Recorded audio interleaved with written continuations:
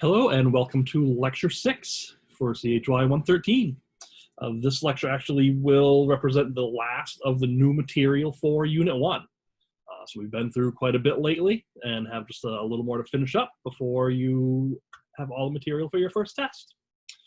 So today we're going to focus on concentration. In our last lecture, we introduced the idea of the mole and how the mole is our major counting unit in chemistry. And we talked a lot about how we convert back and forth between mass and the mole. That's useful if we're talking about solids, if we're working with solid amounts of our compounds or our elements.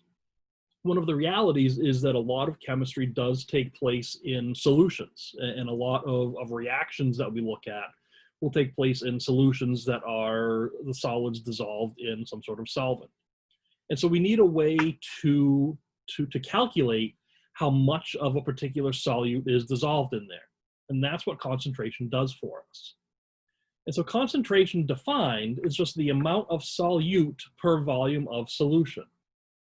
And there are different ways to measure different concentrations, but it's always going to be as a ratio, either a mass to a volume ratio, a percent mass to volume, moles to volume, which we'll talk about a fair bit, something are called equivalence to volume, which we're really not going to deal much with in this class, but does become very useful in certain health applications. So it's a good one to be aware of.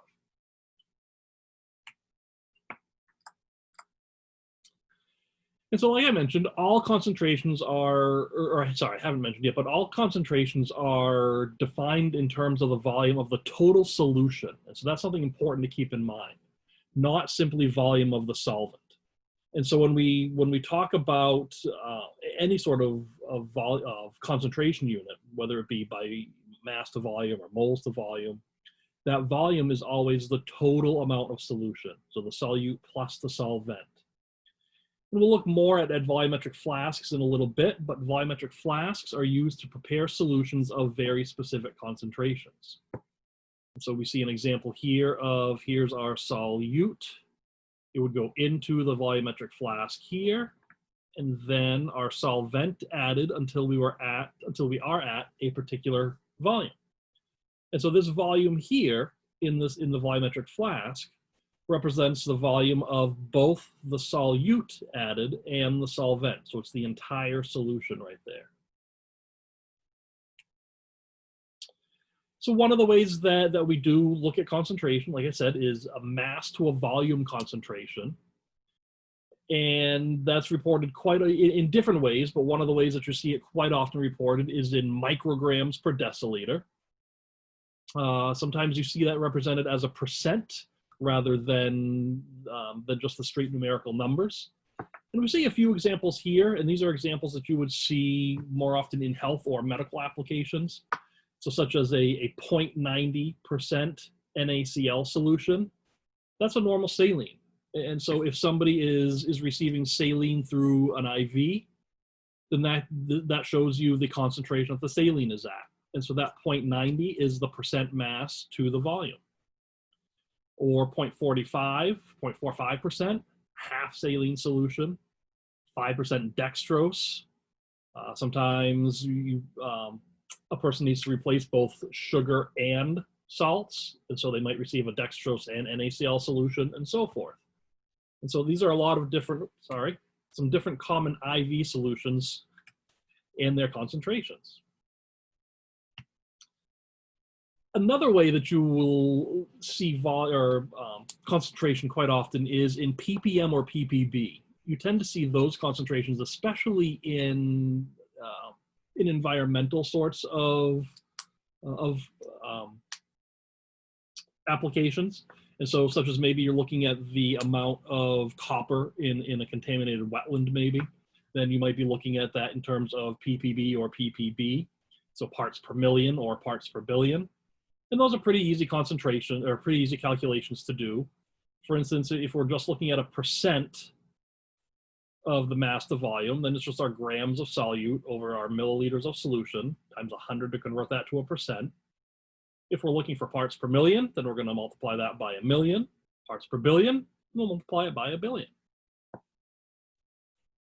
The most common concentration unit we're going to run into in this class, and the most common one used in chemistry in general, is what we call a molar concentration. And so like we had talked about in the last lecture, with the mole being our major counting unit in chemistry, we need to know how many moles of solutes are dissolved in solutions quite often. And so a molar concentration refers to the moles of solute per the liter of solution. It's a very easy calculation to do. So molarity, denoted quite often by the capital M you see here, simply equals your moles of solute divided by your liters of solution. Remember this slide that we saw in the last lecture? Now we see where molarity is coming into play. And so it's just another factor, another conversion factor, if you will, at times as well, to go back and forth between our volume or our molarity and our moles. And we would use liters to do that. So if we know the number of moles that we have, divide that by our liters of solution to get to molarity. If we know the molarity and the volume, then we're going to take our molarity and multiply that by the number of liters to get to the number of moles. So let's look at a few simple calculations. And so we want to calculate the molarity of, here we have an NaCl solution, which contains 0.500 moles of NaCl dissolved in 2 liters.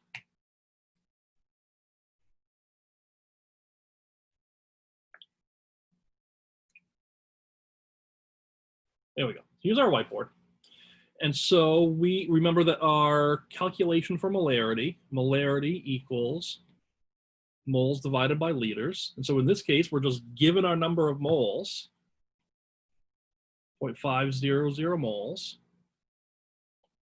divided by 2.0 liters. And that's going to equal 0.25 molar.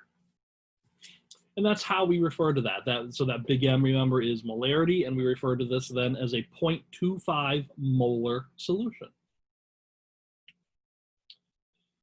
Quite often we'll be called upon to find the molarity of a mass of a volume, or a mass of a solute, a mass of a solute dissolved in a certain amount of solution. So there's a few ways that you can go about this. One, you can sort of just come back to any sort of, or come back to this diagram and see that, okay, we're given grams. And so we can divide by our molar mass in order to get to number of moles, and then divide by our liters to get to molarity. So you could approach it in that way. You can also just sort of think it through a little bit.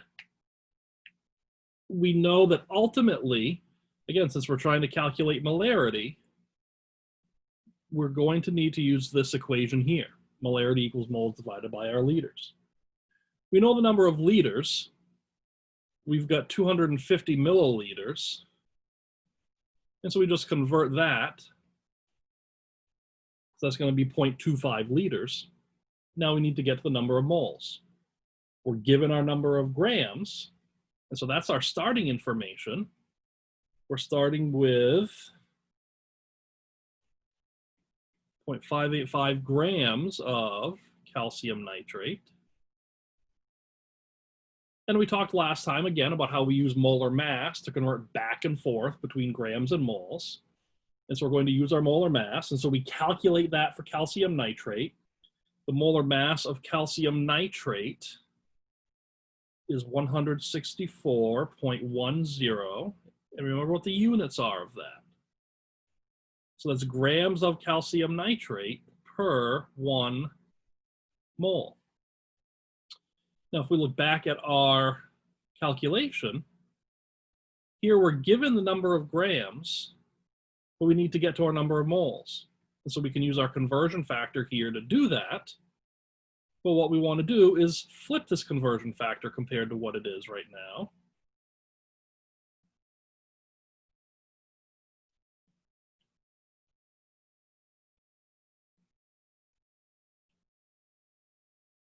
So that grams cancels out and we're left with moles.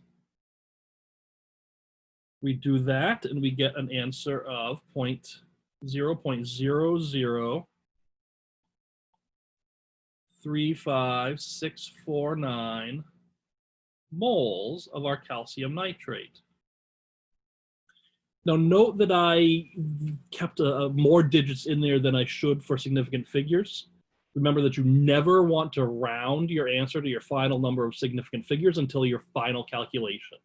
And so as you're carrying numbers through, go ahead and keep more digits than you know you're going to use.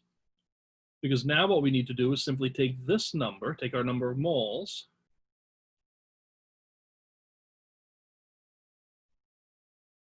divide that by our number of liters that we had, which said was 0.25 liters.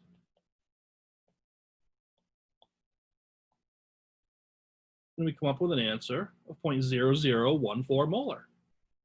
So it's just our moles divided by our liters. Now here's a different sort of example. In this, we're not looking to try to calculate a molarity. We're given a molarity and we're given a volume. And so this is asking us if you're actually working in a lab and you need to prepare 500 milliliters of this 0.025 molar sodium phosphate solution, how do we do it? And so let's think about the actual information that we need here. And so what we're trying to do, if you're physically in a lab trying to do this, so the sodium phosphate is a solid, and so that's sitting on our shelf in its little bottle, it's powdered crystalline format. And so we need to know how much of that to add into our volumetric flask so we can then add enough water to it for a total volume of 500 milliliters. And so we need to know how much of that solid that we need in order to end up with a 0.025 molar solution. And so if we sort of just, again, think about our units and think about how we might be able to set things up in order to cancel things out and to get to our final desired unit of grams. We're starting here with a volume. We know that we want 500 milliliters. We know eventually we want to get to grams. And so we know that we can use our molarity. Again, if we come back to this slide here, we can use our molarity and our liters to get to our number of moles, and then a molar mass to get to number of grams. So we're going to use our volume to get to number of moles, and then our molar mass to get to number of grams. And so let's see what that calculation would look like. So we're starting with our 500 milliliters. Now we know that molarity has to be in terms of liters, and so we're going to do that conversion first, 1 liter per 1,000 milliliters. And now we can use our molarity to convert to number of moles. We know that our desired solution, sorry, there should have been multiplication. Our desired solution is a 0.00250 moles per 1 liter. So if we stop the calculation now, let's just sort of look at what's happening with our units. Our milliliters cancels out and our liters cancels out. We'd be left with moles if we stopped right now, but we ultimately want grams. And so again, we know that we can use our molar mass, and so we calculate our molar mass of Na3PO4, and we get 163.94 grams of Na3PO4 per 1 mole. And then we perform this calculation all out, and we get 2.05 grams of Na3PO4. And so that's how many grams we would need in order to make our final solution here. And so the way we would actually do this, if you're in the lab and you want to prepare this solution, you're going to take your 2.05 grams of sodium phosphate. You're going to then take that, weigh out that 2.05 grams, put that into your volumetric flask here, and then you can't see it maybe on your screen, but there's a little line right here. So the whole purpose of this volumetric flask, the only reason that a 250 milliliter volumetric flask exists is to make 250 milliliters of a solution. And so we're going to put our 2.05 grams of sodium phosphate into this flask, and then we're going to add water until we're up to this line, which would be 250 milliliters of our total solution. Mix it up so everything dissolves. Lo and behold, we will then have 250 milliliters of a 0.0025 molar solution. This is a very important calculation to know and to know how to do. This is one of the most common things that would be done in a lab. You constantly need certain amounts of solutions at specific concentrations. And so you need to know how to calculate those and how to do that, because in most cases, in many cases anyway, when you need a solution for something, a lot of times it's more convenient to have that chemical sitting in its solid form on the shelf back in the chemical stockroom. And so you need to know how much of that to use in order to make your solution. So this is a very common thing done. In various times when I've created solutions or had to do this for when I was teaching high school, for instance, and had to create a lot of solutions for labs, you would find sticky notes with this sort of calculation all over my workspace, because I would run that calculation real quick to do exactly this, to see how much of that solid I needed to then go ahead and make my solution. So another important thing to note is, and we'll talk about this a little bit more, sorry, there we go. Talk about this a little bit more in detail later on in the course as well. But it's important to note that when an ionic substance dissolves, the ions actually break apart from each other in the solution. And so if I take some solid NaCl and I dissolve that in water, what actually exists in the water are the sodium ions and the chloride ions. They're going to break apart, and they're going to exist in the water in their ion form. So you're no longer going to have solid NaCl stuck together. They're going to break apart into their various ions. Now again, we're going to talk more about this later in the course, but it's also important to note that this only happens with ionic substances. With covalent or molecular substances, they actually stay together in water. But ionic substances will break apart. And they will break apart according also to their subscripts. Remember this, the MgCl2 means that in this ionic lattice, for every one magnesium ion, there are 2 chloride ions. And so that's reflected when they split apart in water. That we've got our 1 Mg2+, but for every one of those Mg2+, we now have 2 chloride ions floating around. This is yet another reason why it's important to be able to recognize your polyatomic ions, because your polyatomic ions are going to stay together. And so here's our sodium phosphate that we were just making. And so when I dissolve that in water, I'm going to have 3 sodium ions in there to every 1 phosphate ion. And so the concentration of ions, so if I take a certain NaCl solution, for every 1 NaCl I have, I'm going to have 1 Na and 1 Cl minus. For every 1 MgCl2 that I have, I'm going to have 1 Mg and 2 Cls. Likewise, for every 1 sodium phosphate, I'm going to have 3 sodiums and 1 phosphate. And so the concentration of ions will be equal to the concentration. Sorry, typo on my slide here. I'll fix that. But the concentration of ions will be equal to the concentration of the initial solution, but taking that number of ions into account. So let's take a look at what I mean there. So again, NaCl. For every 1 NaCl, we're going to have 1 Na and 1 Cl. And so a 0.25 molar NaCl solution means that when we dissolve that, we're going to have 0.25 molar sodium and 0.25 molar chloride. So both of those are going to be floating around in there at these concentrations. If I have a magnesium chloride solution, remember that's 1 magnesium to every 2 chlorides, because that's our ratio in the ionic lattice. So if I have a 0.015 molar MgCl2 solution, what that really means is that when it dissolves, I do have 0.015 molar magnesium, but I've actually got 0.03 molar chloride. Because for every one magnesium chloride unit, I've got 2 chlorides in there. And here's the example with our sodium phosphate. If I have a 0.7 molar sodium phosphate solution, I actually have 2.1 molar sodium ions in there and my 0.7 molar phosphate ions. Because for every 1 Na3PO4, I've got my 3 NAs in there.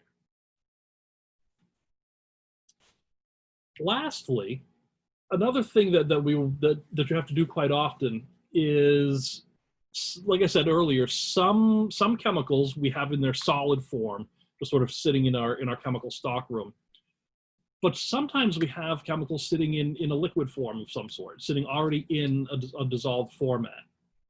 And so if we're preparing a solution from that, quite often what we will be doing is we'll have a particular chemical in a much more concentrated format as it sits on the shelf. And when we want to try to prepare that for the lab, it's going to be in a more dilute solution. And so that's one of the other things that we need to know how to do is if I need to prepare, for instance, 100 milliliters of 0.1 molar hydrochloric acid, but sitting on my shelf, I have 12 molar hydrochloric acid. Then I need to know how much of that 12 molar hydrochloric acid to use so that I can then prepare my desired concentration and my desired amount. And so we use what we call our dilution equation. So our dilution equation, C1V1 equals C2V2. You might also sometimes see this as M1V1 equals M2V2. Just means in that case, the particular concentration unit we're using is molarity, but it's the same equation. It's the same idea. The C1 and C2 just means that we're referring to any generic concentration unit. Could be ppms, could be mass percents, doesn't matter. This would work with any different concentration unit. But your C1 is going to equal your concentration of the stock solution. So as the solution sits on the shelf, what's the concentration? V1 being equal to the volume of that stock solution. C2 equal to the concentration of the dilute solution, and V2 being the volume of that dilute solution. Let's take a quick look at why this actually works, though, and what it really is. So we have C1 V1 equals C2 V2. In most cases, we're going to be using molarity for our concentrations. And so remember that molarity is moles per liter. So there's our C. Volume will quite often be in liters, equals our C2, so our second concentration, moles per liter, times our V2 in liters, and take a look at our units here.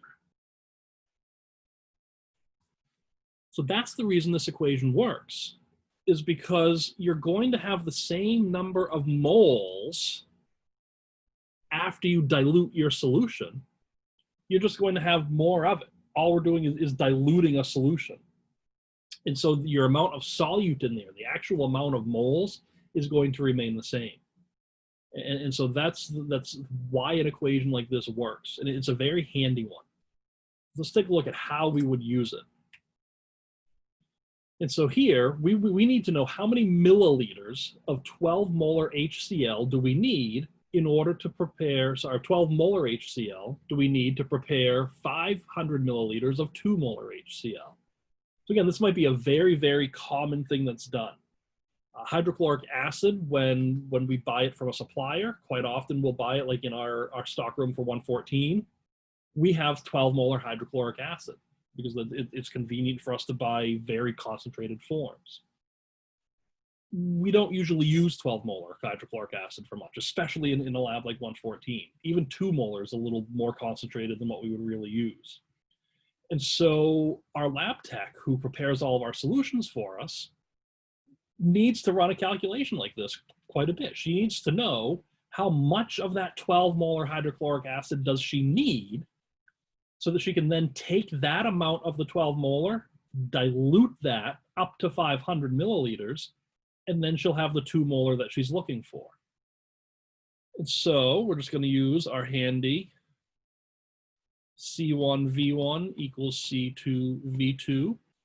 Now, it is important to note here that since we're not actually calculating a molarity, you don't need to be in liters for your volume measurements here. Just know that your units are going to be the same on either side. And so if you're using milliliters for your V2, for instance, then you calculate V1. That calculated V1 would also be in milliliters. And so the units are just going to be consistent on either side. It doesn't matter what you actually use. And so, again, let's sort of think about what we're doing here. So our C1, that's our 12 molar. That's the actual concentration that we're starting with. That's in our stock bottle in the back, is a 12 molar hydrochloric acid solution. V1 is what we're looking for. V1 is we need to know how much of that 12 molar that we're actually going to use. C2 and V2 are the solution that we're trying to make, and we need to make a 2 molar solution. And our V2 is how much of it we're going to need. We need to make 500 milliliters of that. And so we can start plugging in some of these numbers. So our C1, there's our 12 molar. V1 is what we're trying to solve for. C2, that's our 2 molar. V2, our 500 milliliters.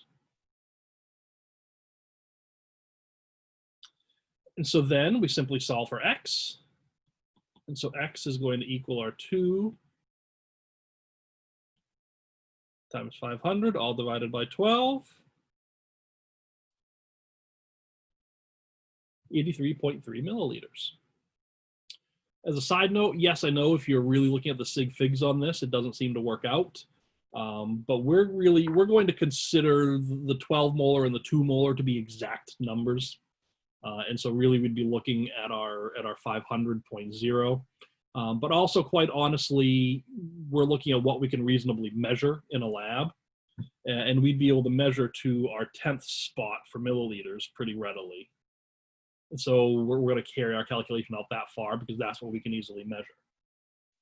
And so this tells me then that what I need to do in order to prepare this solution is I need to measure out 83.3 milliliters of the 12 molar HCl. So I'm going to take that 83.3 milliliters, add that to a 500 milliliter volumetric flask, and then I'm going to add enough water so that my total volume of the solution is 500 milliliters.